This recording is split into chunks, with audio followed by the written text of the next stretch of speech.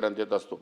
विमा कंपनीची साठेलोटे होते म्हणून पीक विमा 1 रुपयात केला, शेतकऱ्याला फायदा झाला नाही, विमा कंपनीला झाला, विमा कंपनीला 10,000 कोटीचा फायदा झाला, या असाही या ठिकाणी काही सभासदांनी मांडलेले आहे। आणि ही गोष्ट खरी आहे की विमा कंपनीला जास्त फायदा झाला आहे।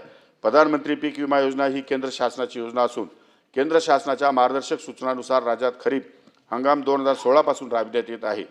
सन 2016-17 ते सन 2023-24 या कालावधीत प्रधानमंत्री पीक विमा योजनेअंतर्गत एकूण 43,201.33 कोटी इतक्या रकमेचा विमा हप्ता जमा झालेला असून शेतकऱ्यांना दिलेल्या नुकसान भरपाईची रक्कम ही 32,629.73 कोटी, जी एकूण विमा हप्त्याच्या 76% इतकी आहे। राज्यातील शेतकऱ्यांना प्रतिवर्षी 4,080 कोटी इतकी विमा नुकसान भरपाई मिळाली। विमा कंपन्यांना 7,173 कोटी इतका नफा झाला असून विमा कंपन्यांनी 2,322.61 कोटी शासनाला परतावा या ठिकाणी दिलेला आहे। पीक विमा मंजूर झाल्यावर 10 दिवसात खात्यात पैसे जमा करावा लागतो। 2023-24चा खरीप रब्बीचा विमा अजून शेतकऱ्यांना खात्यात जमा नाही, असाही काही सभासदांनी या ठिकाणी माहिती दिली आहे। त्याप्रमाणे मी माहिती घेतली असता 2023चा खरीप 77 कोटी पीक विमा हा येणं अजून बाकी आहे। 23-24चा रब्बीचा पीक विमा बाकी आहे।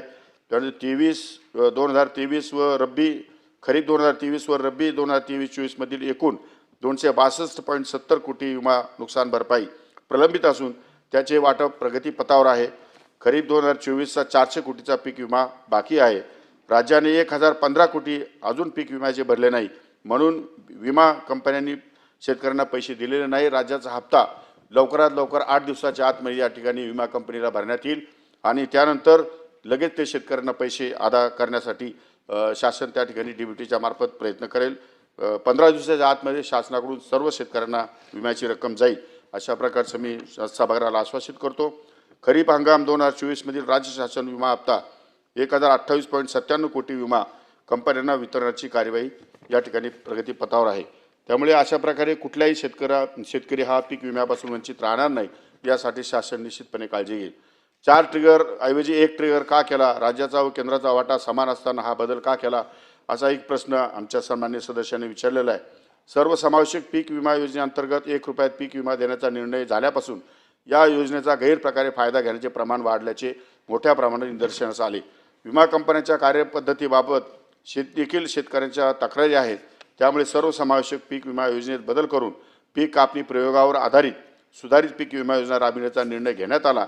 त्यामध्ये पेरणी न होणे, स्थानिक नैसर्गिक आपत्ती, काढणी पश्चात नुकसान व मध्य हंगाम प्रतिकूल परिस्थिती या 4 वैकल्पिक जोखीम बाबी वगळून केवळ पीक कापणी प्रयोगावर आधारित नुकसान भरपाई या अनिवार्य जोखीम बाबीचा समावेश आहे। पीक विमा योजना बंद करण्यात आल्या संदर्भात अनेक शेतकऱ्यांनी अनेक सभासदांनी या ठिकाणी त्यांच्या भाषणात मांडलेलं आहे। परंतु प्रधानमंत्री पीक विमा योजना ही केंद्र शासनाची योजना असून केंद्र शासनाच्या मार्गदर्शक सूचनानुसार राज्यात खरीप हंगाम 2016 पासून राबविण्यात येत आहे। ही योजना बंद करण्यात आलेली नाही। दिनांक 24/6/2025 रोजीच्या शासन निर्णयान्वये सन 2025-26 मध्ये सुधारित पीक विमा योजना राबविण्यात आलेली आहे।